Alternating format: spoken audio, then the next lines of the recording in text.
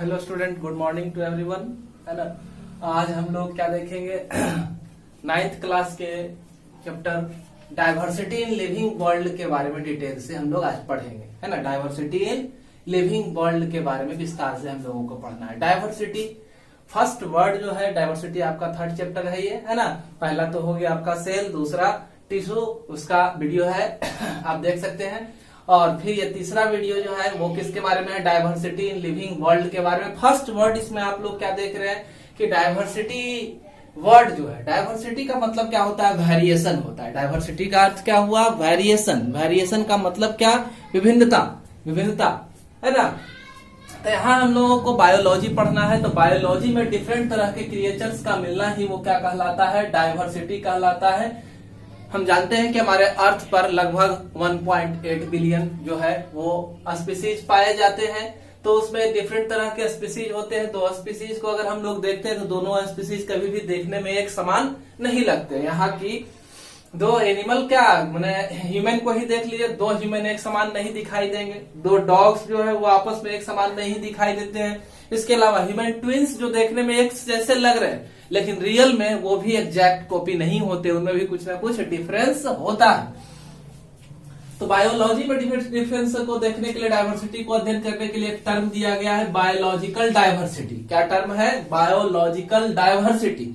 Biological, biology से related, diversity माने variation, मतलब एनिमल और प्लांट में जो वेरिएशन देखने के लिए हम लोगों को मिलता है उसी को क्या कहते हैं, बायोलॉजिकल डाइवर्सिटी कहा जाता है। और बायोलॉजिकल डाइवर्सिटी टर्म को देने का काम किसने किया था, वाल्टर जी रोजेन।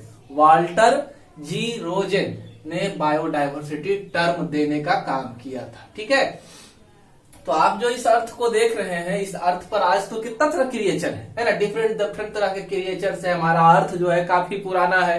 अर्थ के बारे में ये जान ले कि अर्थ जो है काफी बिलियन साल पहले इसका फॉर्मेशन हुआ था। माना जाता है कि हमारा यूनिवर्स का भी क्या हुआ है, फॉर्मेशन हुआ है। पहले यूनिवर्स भी नहीं था, यूनिवर्स भी किससे बना है, तो यूनिवर्स का भी निर्माण डस्ट और गैसेस से हुआ। ये डस्ट कोलाइड किए आपस में तो क्या हुआ, स्टार्स का निर्माण हुआ। और इसी स्टार्स के ब्रेकडाउन या फिर डस्ट और गैस का कोलिजन हुआ तो प्लैनेट्स वगैरह का फॉर्मेशन हुआ। उसी तरह से हमारा ये क्या कहते हैं, अर्थ का भी फॉर्मेशन हुआ। तो अर्थ के फॉर्मेशन के समय पृथ्वी हमारी जो थी, माना जाता है कि सन से हमारा अर्थ का फॉर्मेशन हुआ है। तो जब अर्थ का फॉर्मेशन हुआ था उस समय अर्थ जो थी काफी गर्म थी। है ना, तो धीरे धीरे यहाँ पर जो है वाटर वगैरह का फॉर्मेशन हुआ, वाटर बना तो लाइफ पॉसिबल होने लगा और पानी में ही लाइफ सबसे पहले बना। ठीक है, तो लाइफ जो पहले बना था वो क्या था, केमिकल का क्लस्टर था। धीरे धीरे ये क्लस्टर्स क्या हुए, केमिकल क्लस्टर आपस में एग्रीगेट हो गए। एग्रीगेट होने के बाद ये फूड को खाने लगे, ऑर्गेनिक मटेरियल को समुद्र से ही सोखने लगे। फिर इनके ऊपर चारों तरफ एक मेम्ब्रेन का फॉर्मेशन हुआ।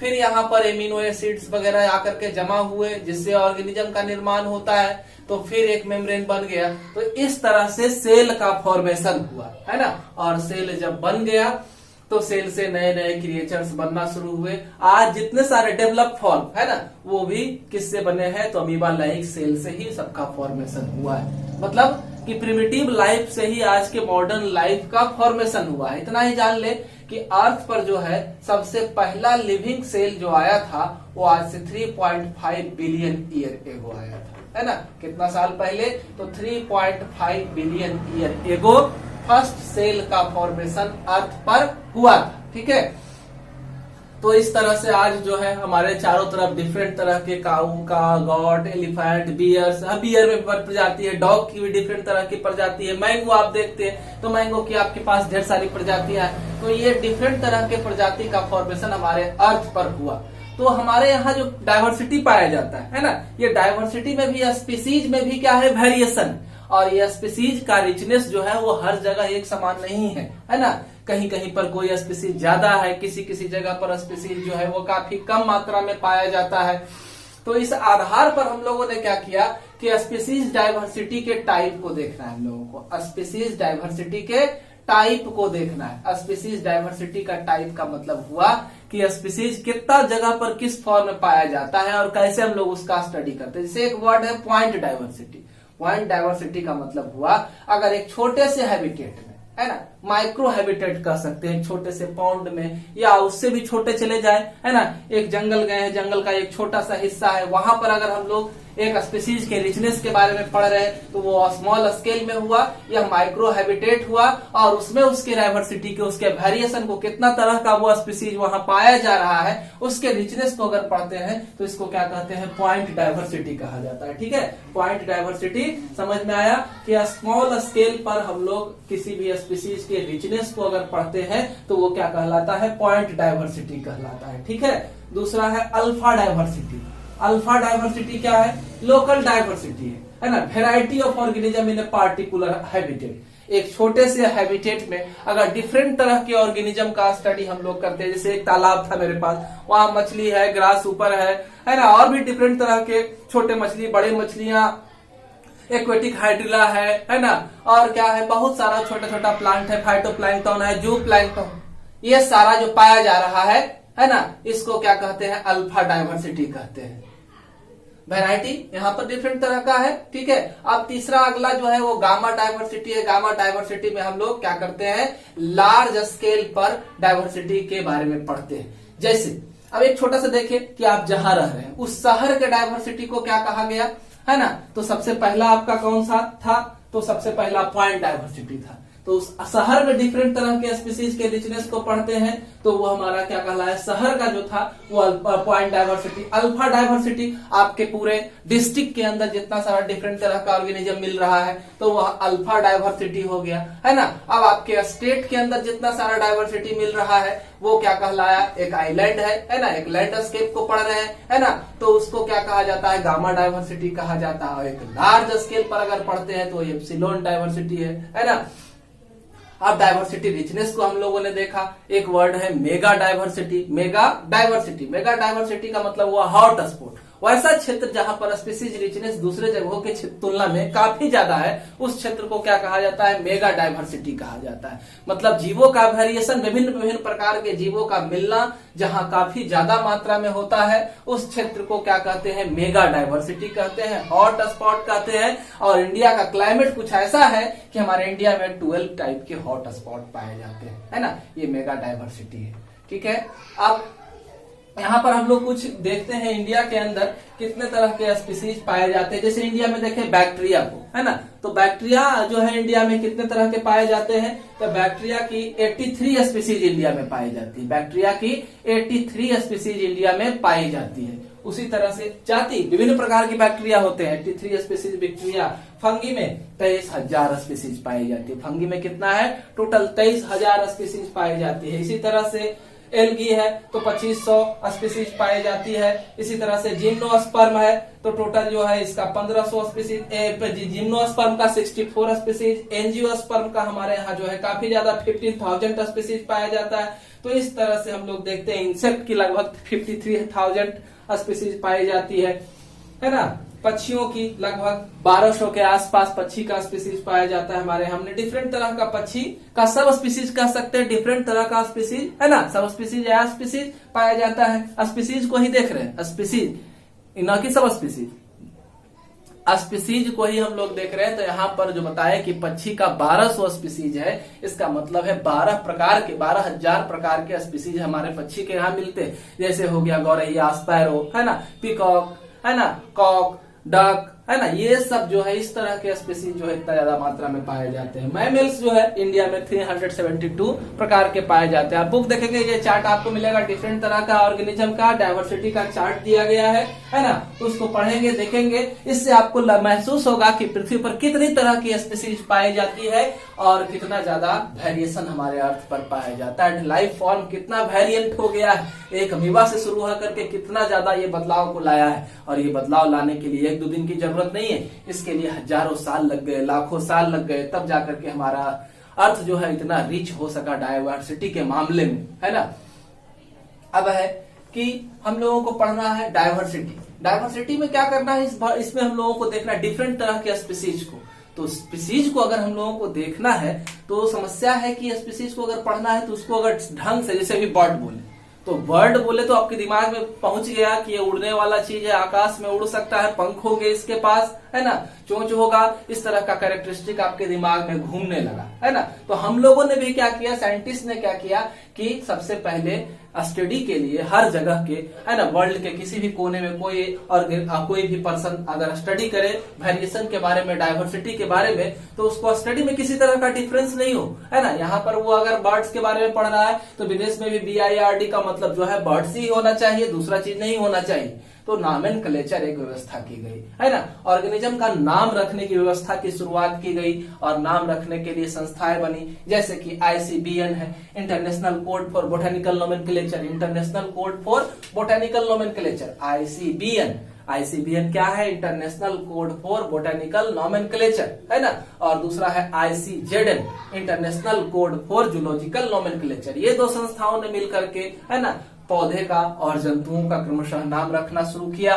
लेकिन फिर भी समस्या क्या आने लगी, समस्या ये आने लगी कि नाम रखने के बाद वो हर जगह अलग अलग कंट्री में वो नाम बदल जाता था। जैसे कि हम पक्षी को यहाँ पक्षी कह रहे हैं तो पक्षी का मतलब मान लेते हैं मिस्र में क्या हो गया, तो गाय हो गया। अब ये कंफ्यूजन को दूर करने के लिए उन्होंने क्या किया कि एक ऐसा नाम रखने की व्यवस्था शुरू की गई जिससे कि कोई कंफ्यूजन न हो।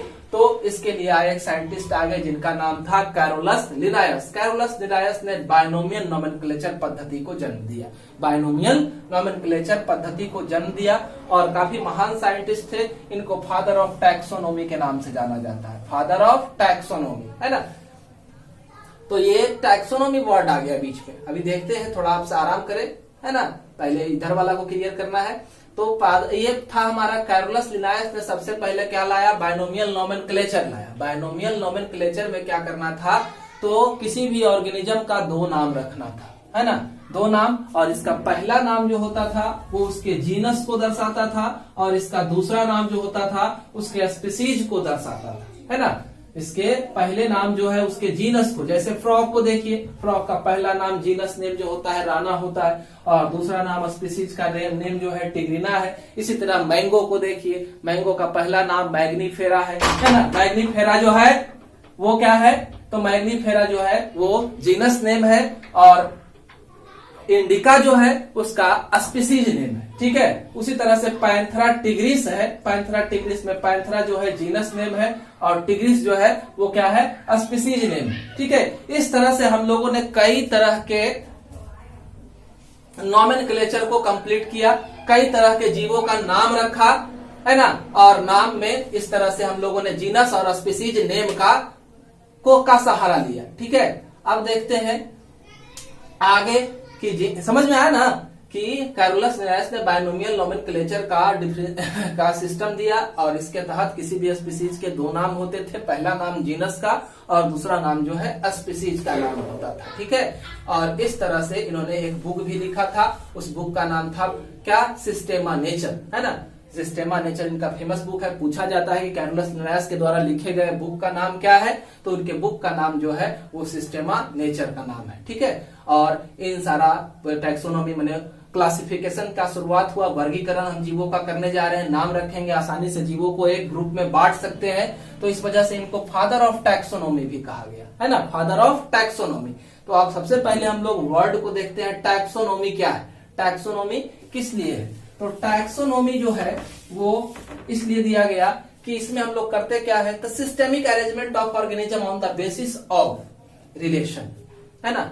तो हम लोग किसी भी ऑर्गेनिज्म का सिस्टमेटिकली अरेंज करते हैं कि उसको किस ग्रुप में रखा जाए, और ग्रुप में रखने से पहले हम लोग उसके कैरेक्टर के सिमिलरिटीज को देखते हैं, उसके कैरेक्टर के डिफरेंस को देखते हैं कि जिस ग्रुप में इसको रखने जा रहे हैं उस ग्रुप के कैरेक्टर से ये मैच कर रहा है या नहीं। जैसे हमको डक को रखना है बर्ड में, तो बर्ड के कैरेक्टर, बर्ड का एक सिस्टमेटिक कैरेक्टर बनाया हुआ है कि उसका फीदर होना चाहिए, फ्लाई करना चाहिए, बीक का प्रेजेंस होना चाहिए। तो वो सब कैरेक्टर को अगर फॉलो कर रहा है तो हम लोग उसको उठा करके रखेंगे किस ग्रुप में, तो बर्ड्स के ग्रुप में रखेंगे। तो ये टैक्सोनॉमी, सिस्टमेटिक अरेंजमेंट करते हैं ऑर्गेनिज्म का on the basis of their similarities, है ना, their relation between the other organism and the what are the difference between organisms, है ना। इस आधार पर हम लोग उसको बांट करके रखते हैं। तो टैक्सोनॉमी के तहत हम लोग सिस्टमेटिक अरेंजमेंट किए। अब ये जो प्रोसेस हमारा हुआ सिस्टमेटिक अरेंजमेंट का जो प्रोसेस हो रहा है, इस प्रोसेस को ही क्या कहा जाता है? क्लासिफिकेशन। ध्यान से, टैक्सोनॉमी में हम लोग क्या किया? Systematic arrangement of organism on the basis of their similarities and their difference, and in classification is a process. Classification is a process in which we arrange organism into the group on the basis of similarities and difference. तो कह सकते हैं कि taxonomy process को complete करने का जो तरीका हमारा है उसी को क्या कहते हैं? क्लासिफिकेशन कहते हैं। टैक्सोनॉमी को जो हम लोग कंप्लीट किए, जो ऑर्गेनिज्म को अरेंज किए डिफरेंट तरह के ग्रुप में, वही क्या कहलाया? क्लासिफिकेशन कहलाया। आखिर बात उठती है कि क्यों ये क्लासिफिकेशन जो हम कर रहे हैं क्यों कर रहे हैं, किस लिए कर रहे हैं, क्या फायदा होने वाला है इस क्लासिफिकेशन को करने से, है ना? अगर हम लोग किसी भी ऑर्गेनिज्म को क्लासिफाई कर रहे हैं तो क्लासिफाई करने से क्या फायदा होगा, क्या फायदा है? डाइवर्सिटी के लिविंग वर्ल्ड जो हमारा चैप्टर है उसमें ये क्लासिफिकेशन का इंपॉर्टेंस कितना है? तो सबसे पहला जो है, it make the systematic study of wide variety of organism, है ना?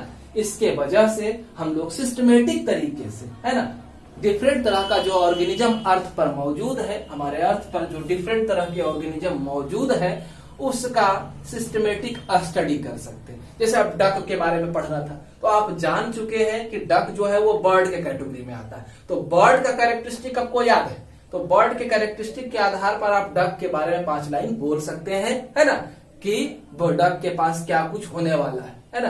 तो ये हमको मतलब कह सकते हैं कि डिफरेंट तरह के ऑर्गेनिज्म, अगर पक्षी बोल दिया गया तो विश्व में कहीं भी रहेगा तो हमारे दिए गए बर्ड्स के कैरेक्टर को कुछ ना कुछ तो फॉलो करेगा। 100% फॉलो ना करे लेकिन कुछ ना कुछ तो वो जीव फॉलो करेगा, तभी वो बर्ड हो सकता है। अगर एक भी कैरेक्टर को फॉलो नहीं कर रहा है तो उसको हम बर्ड में नहीं रख सकते हैं। तो कह सकते हैं क्लासिफिकेशन के वजह से systematic study of wide variety of organism became easier. और दूसरा जो है, clarify all organism that they are related. इससे हम लोग संतुष्ट हो जाते हैं, हम लोगों को जानकारी मिल जाती है कि ऑर्गेनिज्म आपस में रिलेटेड है या नहीं है। अगर रिलेटेड है तभी हम उसको उस ग्रुप में रखेंगे, अन्यथा उस ग्रुप में न रखेंगे। ठीक है, clarify all organism that they are related to each other, provide base for the different branch of biology. अब दूसरे तरह के ब्रांच को हम लोगों को पढ़ना है, दूसरे बायोलॉजी को, फिजियोलॉजी पढ़ना है, साइटोलॉजी पढ़ना है, या किसी चीज को पढ़ना है ना, डिफरेंट तरह, एनाटॉमी पढ़ना है, हिस्टोलॉजी पढ़ना है, तो ये सारा चीज का फर्स्ट हिस्टोलॉजी पढ़ना है। तो हिस्टोलॉजी पढ़ना है तो हम बर्ड्स के अगर टिश्यू के स्टडी को करना चाहेंगे, कहाँ? प्लांट में तो ये पॉसिबल होगा, प्लांट के ग्रुप में तो उसको नहीं रख सकते हैं। तो यही कहा जा रहा है कि ये हमको एक बेस प्रोवाइड कर रहा है ना, डिफरेंट ब्रांच ऑफ बायोलॉजी के बीच में। जैसे अगर हिस्टोलॉजी, प्लांट का हिस्टोलॉजी है तो प्लांट का एक टिश्यू दूसरे टिश्यू से लगभग सिमिलर होगा, कुछ ना कुछ डिफरेंस होगा, लेकिन सिमिलरिटीज को रखेगा। तो इस आधार पर हमको अदर ब्रांच ऑफ बायोलॉजी के स्टडी में भी क्या मिलती है? सुविधा मिलती है। दूसरा है, so inter relation between organism and relation with the environment. तो ये क्या करता है, तो दो ऑर्गेनिज्म के बीच में तो ये रिलेशन को काउज कर ही रहा कि ये आपस में किस तरह से एक दूसरे से इंटरकनेक्टेड है। इस ऑर्गेनिज्म के अर्थ पर रहने से इन्वायरमेंट पर कितना इंपैक्ट पड़ने वाला है, इससे कितने सारे ऑर्गेनिज्म जो है अफेक्टेड होने वाले हैं, है ना। अगर ये नहीं रहेगा तो हमारे इन्वायरमेंट पर किस तरह का असर पड़ेगा। जैसे वल्चर है ना, वल्चर हमारे लिए कितना इंपॉर्टेंट है। तो जैसे ये जितना सारा डेड फ्लेश है उसको ईट करने का काम करता है, तो अगर ये नहीं रहेगा तो हमारे लिए समस्या क्रिएट हो सकती है। तो देखें कि इन्वायरमेंट पर क्या इंपैक्ट पड़ रहा है, इसका भी हमको पता चल जाता है। It provide a picture of all life form on the earth. इसके वजह से हम लोग क्या देखते हैं कि हमारे अर्थ पर कितने तरह का, कहीं जाने की जरूरत नहीं। अगर पूरे हम जितना सारा हमारा 1.8 मिलियन स्पीसीज जो है, अगर सबका स्टडी करना चाहें, है ना, घूम घूम करके, तो पूरा जीवन निकल जाएगा, लेकिन सबके बारे में हम लोग नहीं जान पाएंगे। लेकिन यहाँ पर जब क्लासिफिकेशन दे दिया गया तो क्लासिफिकेशन के तहत हम लोग को एक मोटा मोटी आइडिया मिल जाता है कि पृथ्वी पर मिलने वाले डिफरेंट तरह के ऑर्गेनिज्म जो है वो कैसे हैं, किस तरह के कैरेक्टर को रखेंगे, है ना। ये हमको घर बैठे पता चल जाता है। ठीक है, तो ऑल लाइफ फॉर्म के बारे में पता चल जाता है। अब अगर आपको क्लासिफिकेशन करना है किसी ऑर्गेनिज्म का तो क्या करेंगे, है ना। तो बेसिस ऑफ क्लासिफिकेशन, क्लासिफिकेशन करने के लिए हमको क्या करना पड़ेगा? सबसे पहला स्टेप तो है आप उसका नाम रखिए, नॉमेनक्लेचर। तो नाम कैसे रखिएगा? तो साइंटिफिक रूल में घुसिएगा, है ना। जीनस नेम उसका जीन के कैटेगरी को उठाइएगा, स्पीसीज नेम को उठाइएगा और तब जाकर के उस ऑर्गेनिज्म का नाम रखिएगा। नाम रखने के लिए पहचान जरूरी है, आइडेंटिफिकेशन करना है। क्लासिफिकेशन और इवोल्यूशन जो है आपस में इंटर कनेक्टेड है ना। कैसे कनेक्टेड है, तो अगर हम लोग देखते हैं कि आसपास देखते हैं कि इवोल्यूशन हुआ है, तो इवोल्यूशन अगर क्लासिफिकेशन करना शुरू करते हैं तो हमको इवोल्यूशन का प्रूफ मिल जाता है। वहां कैरेक्टर धीरे धीरे करके क्या होते हैं, इनक्रीज होते हैं। कैरेक्टर धीरे धीरे करके वहां इनक्रीज होते हुए दिखाई देखते हैं कि फलाना में फाइलम में ये कैरेक्टर नहीं था, नेक्स्ट फाइलम में क्या हुआ, ये कैरेक्टर ऐड हो गया। तो इससे क्या लगता है कि ये प्रिमिटिव ऑर्गेनिज्म थे, आने वाला जो था न्यू ऑर्गेनिज्म था, और न्यू ऑर्गेनिज्म में जो है ये कैरेक्टर ऐड हो गया। तो ऐड हो गया यानी कि इवोल्यूशन हुआ प्रिमिटिव तरह के ऑर्गेनिज्म में। तो प्रिमिटिव ऑर्गेनिज्म में जो इवोल्यूशन हुआ, तो इस तरह से कह सकते हैं कि अगर क्लासिफिकेशन किया है तो हमको ये एग्जैक्ट लगता है, मन में बैठ जाता है कि नहीं, हर हालत में क्या हुआ है, तो हर हालत में इवोल्यूशन हुआ है ना। इवोल्यूशन हुआ है कहां से, तो ओल्डर ऑर्गेनिज्म से ही इवोल्यूशन हुआ है। ओल्डर ऑर्गेनिज्म से ही न्यू ऑर्गेनिज्म का फॉर्म बना है। तो वही कहा जा रहा है कि most of life that we see today are form from primitive life by accumulation of change. आज जितना सारा जीवन हम लोग पृथ्वी पर देखते हैं, जितने डेवलप तरह के क्रिएचर्स को अर्थ पर देखते हैं, वो सब किसका परिणाम है, तो वो सब अमीबा जैसे क्रिएचर्स का ही परिणाम है। और उसी से डेवलप होकर के आज के इतने डेवलप फॉर्म ऑफ लाइफ को हम लोग देख पा रहे हैं, है ना। तो क्लासिफिकेशन ये हमको प्रूफ कर देता है कि इवोल्यूशन अर्थ पर हुआ ही हुआ है। दूसरा है, इवोल्यूशन को प्रूफ करने के लिए एक साइंटिस्ट है जिनका नाम था क्या, चार्ल्स डार्विन, है ना। चार्ल्स डार्विन जो है वो एक साइंटिस्ट थे जिन्होंने प्रूफ किया कि इवोल्यूशन अर्थ पर हुआ है ना। चार्ल्स डार्विन ये प्रूफ करने वाले थे, और इसके लिए इन्होंने पूरा एक बुक लिखा है, the book origin of species. नाम पूछा जाता है बुक का, द ऑरिजिन ऑफ स्पीसीज जो है इनके बुक का नाम है, जिसमें इन्होंने बताया है कि कैसे कैसे अर्थ पर ऑर्गेनिज्म का फॉर्मेशन हुआ है, पुराने ऑर्गेनिज्म से नए ऑर्गेनिज्म बने। और चार्ल्स डार्विन की बातों को सही ठहराते हुए एक साइंटिस्ट थे, है ना, जिसका नाम था अर्नेस्ट मेयर। इन्होंने कहा कि चार्ल्स डार्विन जब अपने थ्योरी ऑफ इवोल्यूशन को दे रहे थे, चार्ल्स डार्विन को क्या कहा जाता है, फादर ऑफ इवोल्यूशन कहा जाता है ना। पृथ्वी पर जीवों की उत्पत्ति के संबंध में जो सिद्धांत दिया, इसके वजह से उनको फादर ऑफ इवोल्यूशन कहा जाता है। तो अर्नेस्ट मेयर ने हमको ये बताया कि जब चार्ल्स डार्विन थ्योरी दे रहे होंगे, तो उन्होंने थ्योरी देते समय, इवोल्यूशन के बारे में बताते समय 5 थ्योरी को अपने दिमाग में रखा होगा। इसी के आधार पर उन्होंने क्या दिया, तो इसी के आधार पर उन्होंने इवोल्यूशन का थ्योरी हम लोगों को दिया है। पहला जो थ्योरी था वो था परपेचुअल चेंज। क्या था, परपेचुअल चेंज। इसमें क्या बताया अर्नेस्ट मेयर ने कि living world neither be constant always change, है ना। लिविंग वर्ल्ड जो है कभी भी स्थिर रह ही नहीं सकता है, लगातार इन्वायरमेंट में चेंजिंग होगा, है ना। लगातार इन्वायरमेंट में चेंजिंग होगा, तो चेंजिंग के वजह से क्या होगा, तो नए नए क्रिएचर्स का फॉर्मेशन हो गया, नए नए क्रिएचर्स बनेंगे, नए नए जीवों का निर्माण होगा, और नए नए जीव बनेंगे कैसे, तो कई तरीके का एडेप्टेशन करेंगे, है ना। वेरिएशन जो आएगा उसको वो क्या करेंगे, एडेप्ट करेंगे और पृथ्वी पर लाने का काम करेंगे, ठीक है। तो परपेचुअल चेंज, जीव तो कांस्टेंट थे नहीं। दूसरा कॉमन डिसेंट था, all form of life descended from the common ancestor. कह रहा है कि जीवन जितना पृथ्वी पर हम लोग जीवित जीवों को देख रहे हैं, वो सब जीव का जो निर्माण हुआ है वो किससे हुआ है, तो सब जीव का निर्माण जो हुआ है वो एक ही एंसेस्टर से, यानी कि अमीबा जैसे सिंगल क्रिएचर से, सिंगल सेल वाले क्रिएचर से ही सारे जीवों का निर्माण हुआ है। अब क्या है, मल्टीप्लीकेशन ऑफ स्पीसीज। तो ये तीसरा थ्योरी है, अर्नेस्ट मेयर के द्वारा दिया गया, है ना। चार्ल्स डार्विन का ही थ्योरी को चुरा करके बता रहे हैं हम लोगों को, है ना। तो evolutionary process produce new species by splitting and transformation. कह रहा है जब इवोल्यूशन हुआ, जीवों का विकास हुआ, तो क्या हुआ, नई स्पीसीज का फॉर्मेशन हुआ। नई स्पीसीज कैसे बने, तो splitting and transformation of species से। जैसे कि फिश को देखें, है ना, तो फिश को आप देखते हैं तो क्या देखते हैं, तो फिश जो है वो पानी में रहता है, और फिश से ही क्या हुआ, डेवलप हुआ एम्फीबिया, जो पानी और बाहर, जमीन बाहर करते रहा, तो एक ब्रांचिंग हो गया। फिश पानी में ही रह गया और एम्फीबिया जो है अंदर बाहर करता रहा। अब एम्फिया में से कुछ एम्फीबिया क्या किए, कांस्टेंट, वो जमीन पर ही रह गए, टेरेस्ट्रियल रह गए, तो रेप्टाइलिया का फॉर्मेशन कर लिए, है ना, और एम्फीबिया अंदर बाहर करता रहा। तो इस तरह से हम लोग देखते हैं कि ट्रांसफॉर्मेशन हुआ, स्प्लिटिंग हुआ, और एक नए स्पीसीज का फॉर्मेशन हुआ, ग्रेजुअलिज्म।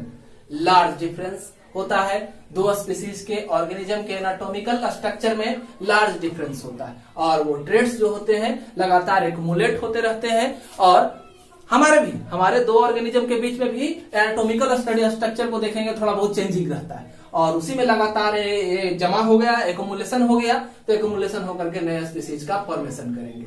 अगला सबसे इंपॉर्टेंट थ्योरी जो था मेंडल का, वो था natural selection theory. Natural selection theory में इन्होंने क्या कहा कि नेचर क्या करता है, नेचर प्रमोट करने का काम करता है ना। नेचर किसी भी ऑर्गेनिज्म को प्रमोट करता है। अगर organism struggle for the existence, अगर ऑर्गेनिज्म क्या करते हैं, स्ट्रगल फॉर द एग्जिस्टेंस करते हैं, तो नेचर क्या करता है, उसको प्रमोट करता है ना। और organism survival for the fittest अगर बन पाए, अगर बन जाते हैं, तो नेचुरल सिलेक्शन के द्वारा उनको सहारा मिलता है और वो आगे बढ़ते चले जाते हैं। कहने का मतलब हुआ कि ढेर सारे पौधे में से एक पौधा अगर ऊपर निकल गया, सनलाइट को ज्यादा मात्रा में गेन करेगा, ज्यादा उसका डेवलपमेंट होगा, नेचर भी सपोर्ट किया, वो आगे लगातार क्या होगा, बढ़ता जाएगा, है ना। ये नेचुरल सिलेक्शन थ्योरी है, ठीक है। इतना सारा हम लोग नेचुरल सिलेक्शन, क्लासिफिकेशन और इवोल्यूशन इंटरकनेक्टेड है, इसके बारे में देखें। अब जब हम लोग क्लासिफिकेशन करना शुरू करते हैं, है ना, जब हम लोग क्लासिफिकेशन स्टार्ट करते हैं, क्लासिफिकेशन करते हैं, तो उस समय क्या देखते हैं, तो उस समय हम लोगों को बहुत सारी चीजों को ध्यान में रखना होता है किसी ऑर्गेनिज्म को क्लासिफाई करने के क्रम में। पहला तो ये देखना पड़ता है कि ऑर्गेनिज्म जो है वो प्रोकैरियोट है या नहीं है, यूकैरियोट है या नहीं है ना। प्रोकैरियोट है, यूकैरियोट है, इस आधार पर हम लोग क्या करते हैं, उसको उस कैटेगरी में रखते हैं। प्रोकैरियोट हो गया कि सेल ऑर्गेनेल्स डेवलप है या नहीं, न्यूक्लियर मेम्ब्रेन प्रेजेंट है नहीं है या नहीं, या फिर मेम्ब्रेनस बाउंड स्ट्रक्चर प्रेजेंट है या नहीं, है ना। ये सारा चीज का ध्यान में रख करके हम लोग इसके आधार पर देखते हैं। फिर मोड ऑफ न्यूट्रिशन को देखते हैं। मोड ऑफ न्यूट्रिशन में क्या है कि वह ऑर्गेनिज्म जो है ऑटोट्रॉफिक मोड ऑफ न्यूट्रिशन को फॉलो कर रहा है, या फिर हेट्रोट्रॉफिक मोड ऑफ न्यूट्रिशन को फॉलो कर रहा है, ठीक है, या फिर ऑटोट्रॉफिक में सेल्फ अपना खाना खुद बना लेता है फोटोसिंथेसिस के द्वारा, हेट्रोट्रॉफिक में प्लांट या एनिमल पर डिपेंड रह करके अपना फूड लेता है, सेप्रोफाइटिक मोड ऑफ न्यूट्रिशन को फॉलो कर रहा है या नहीं। तो ये इसमें क्या है कि डेड और डीके सब्सटेंस से अपना न्यूट्रिशन गेन करता है ना। डिकम्पोजर है, क्या है, इस तरह से क्या कीमोसिंथेटिक मोड ऑफ न्यूट्रिशन को फॉलो कर रहा है, केमिकल को खा करके अपना जीवन गुजार रहा है। ये सब चीजों को हम लोग देखते हैं। फिर लेवल ऑफ ऑर्गेनाइजेशन है ना, वह ऑर्गेनिज्म जो है सिंगल सेल का बना हुआ है, मल्टी सेलुलर है, ढेर सारा सेल से बना हुआ है, या फिर ढेर सारे सेल ज्वाइन होकर के टिश्यू लेवल ऑफ ऑर्गेनाइजेशन का फॉर्मेशन कर दिए, ढेर सारे टिश्यू जुड़ करके ऑर्गन का फॉर्मेशन कर दिए हैं, या ढेर सारे ऑर्गन जुड़ करके ऑर्गन सिस्टम का फॉर्मेशन कर दिए हैं। इस आधार पर हम लोग जीवों को बांटते हैं, ठीक है। आगे हम लोग जो पढ़ेंगे उसमें 5 किंगडम ऑफ क्लासिफिकेशन को देखेंगे। इसमें प्रोटिस्टा, मोनेरा, फंगी, एनिमैलिया और प्लांटी 5 आते हैं। प्रोटिस्टा की खोज जो है, प्रोटिस्टा को देने का काम जो है, इससे पहले हमारे पास 2 ही था, एनिमैलिया और प्लांटी। लिनायस कैरोलस लिनायस के समय हमारे पास 2 ही ग्रुप था, एक था एनिमैलिया और दूसरा प्लांटी। लेकिन बाद में हमारे अर्नेस्ट हेकल आए, इन्होंने क्या दिया, हमें प्रोटिस्टा दिया। प्रोटिस्टा के बारे में क्या है, तो प्रोटिस्टा जो है, प्रोटिस्टा ग्रुप के बारे में पढ़ेंगे डिटेल से। प्रोटोजोआ वगैरह इसमें आता है। अर्नेस्ट हेकल ने इसको खोजा था 1866 में। मोनेरा और फंगी जो है इसको आरएच विटेकर ने 1969 में इसका पता लगाया है। तो इस तरह से कुल हमारा क्लासिफिकेशन सिस्टम जो है वो 5, ठीक है। ऐसे तो कहे शुरुआत की बात करें तो शुरुआत में जो है अरिस्टोटल आया सबसे पहले, उन्होंने 2 बताया कि ऑर्गेनिज्म एनिमल जो है पृथ्वी पर 2 ही तरह का होता है ना, एक रेड ब्लड वाला, एक व्हाइट ब्लड वाला। तो वो सब जो है आज तो मान्य है नहीं। आज रेड ब्लड वाला और व्हाइट ब्लड वाला का मतलब हुआ एक का खून लाल होगा, दूसरा का व्हाइट होगा, तो व्हाइट में हमारा इंसेक्ट आता है, बाकी और भी है इसमें, तो वो उसका गलत हो गया। तो इस तरह से ये हम लोगों ने यहां तक देखा कि क्लासिफिकेशन में सबसे पहला चीज हमारा क्या आया था कि पृथ्वी पर एक ही सेल है ना। तो यहाँ जान ले कि पृथ्वी का भी क्या हुआ है, फॉर्मेशन हुआ है, पृथ्वी का भी निर्माण हुआ है, पृथ्वी बनी है।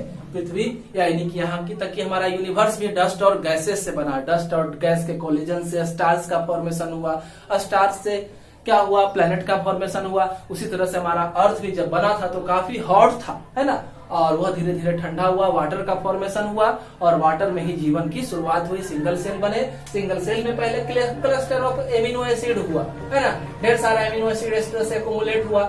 इस एक एमिनो एसिड के चारों तरफ एक मेम्ब्रेन का फॉर्मेशन हुआ, फिर एमिनो एसिड एक्युमुलेट हुआ और एक्युमुलेट होने के बाद फिर इसके ऊपर एक मेम्ब्रेनस कवर का फॉर्मेशन हुआ, है ना, और तब जाकर के ये सिंगल सेल का फॉर्मेशन हुआ। फिर ये ज्वाइन करते गए ये पहले ऑर्गेनिक फूड को इनगल्फ करते थे ओशियन से, धीरे धीरे इससे ऑटोट्रॉफिक ऑर्गेनिज्म यानी कि प्लांट वगैरह का फॉर्मेशन हुआ, यूग्लिना बना, धीरे धीरे करके क्रिएचर्स बनते चले गए, है ना। पृथ्वी पर क्रिएचर्स धीरे धीरे बने। यूग्लिना के बाद 2 ब्रांच हो गया उधर से, एक तो वैसे ही ऑर्गेनिक मैटर को खाते रहा समुद्र से, तो वो एनिमल की तरफ अमीबा, प्रोटो अमीबा, है ना, वगैरह वगैरह वगैरह करते करते करते बहुत ऊंचाई तक चलते चलते फिश से, है ना, धीरे धीरे करके इसमें लाखों साल लग गए, है ना। ये जो इवोल्यूशन हम लोग देख रहे हैं, कह रहे हैं कि इवोल्यूशन हुआ, पुराने जीव से ही नए जीवों का निर्माण हुआ, पुरानी जाति से ही नई जाति का निर्माण हुआ, तो ये 1-2 दिन की बात नहीं है। इसको पूरा होने में मिलियंस ऑफ ईयर लग गए, है ना। नई जातियों के निर्माण में 1-2 दिन नहीं लगा,